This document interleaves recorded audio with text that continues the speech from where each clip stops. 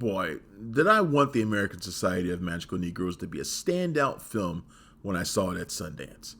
Did I ever? This comes from someone who has seen his share of movies debut in Park City that attempted to satirize, to a largely white audience, tough issues of race. The success rate is spotty at best, but with writer-director Kobe Levy's fantastical comedy, the strikeout is ugly as he takes a terrifically clever idea, a secret cabal of magical black folks whose goal it is to keep white people's lives easier, and do absolutely nothing with it. Combined with an irritating lead performance and a finale so far afield from the central theme that it should have worn track shoes, this movie ends up a standout for all of the wrong reasons. Justice Smith plays the only role that I think he's equipped to play, it seems. That of a shy, timid, awkward dude fearful of confrontation. As Aren, we're introduced to him as he drops a barrage of excuse me's and pardon me's as he wades through a sea of art collectors at a gallery show. Aren's piece, a pathetic rainbow yarn sculpture that he can't even muster up the courage to explain, is passed over by every white potential buyer. Confused as part of the waitstaff, then booted from the gallery for his lack of selling power, Aren's mawkish demeanor nearly gets him killed at an ATM when a drunk white woman hands him her purse, then accuses him of being a thief. Fortunately, Roger, played by David Allen Grier, comes to his defense, magically placing the purse back in the woman's hands, then offering her raging boyfriend a nice barbecue spot up the street for them to go and eat at. How nice. It's Roger who sees potential in Aren and recruits him to join the titular organization.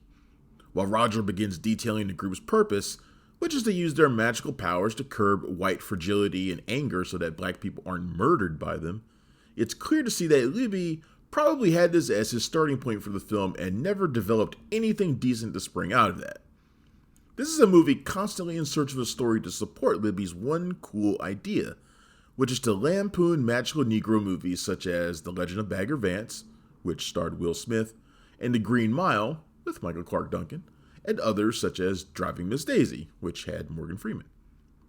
While doing so, Libby shows that he also understands how problematic such an organization can be.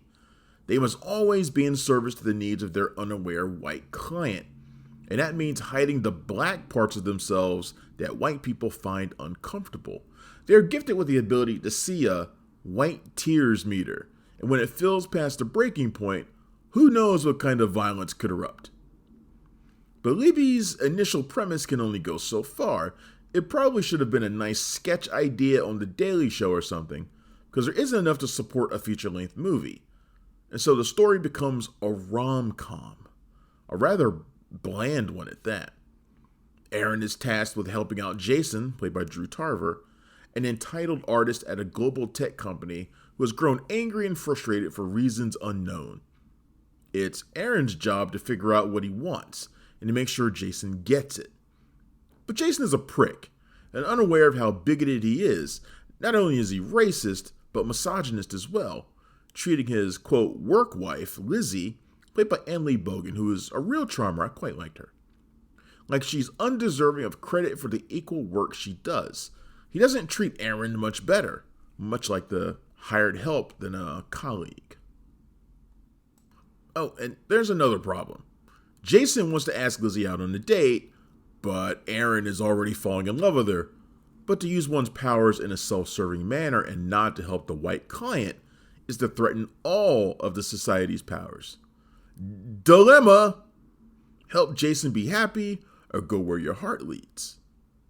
Aren's dilemma becomes the real story in the American Society of Magical Negroes, not actual insight into race relations or anything. I would have settled for more riffs on the absurdity of the magical Negro archetype and how it has evolved over the years. We see it in bits and pieces, wonderfully opulent flashbacks to past members of the society, but we don't get a real sense of the group, the scope of what they do, and how they began.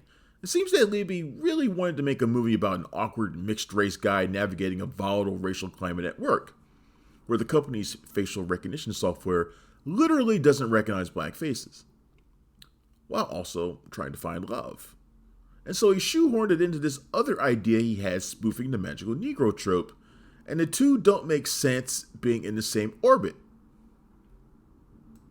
It's also impossible to miss how incredibly safe this movie is. Libby couldn't have made a more tame version of this movie if he tried. Oh, wait, he did try, and succeeded in doing so. It's pretty much the only thing he succeeded at. The American Society of Magical Negroes isn't scathing or edgy at all. Ironically, it's designed so that white audiences can feel comfortable buying a ticket for it. Late in the film, Aren comes out of nowhere, driven by his need for love, and speaks out in defense of his own existence. It is a powerful, impassioned speech backed up by nothing, and so it rings hollow. After the world premiere screening I attended, a woman stood up and said that it brought her to tears, and I'm glad it had such an impact on her, even if it made me wonder if she was secretly a producer on the film. The American Society of Magical Negroes is in theaters now, and it gets a 2 out of 5. Thanks for checking out the show. If you like what we're laying down, please subscribe to our channel and click the bell to receive notifications for all of our latest stuff.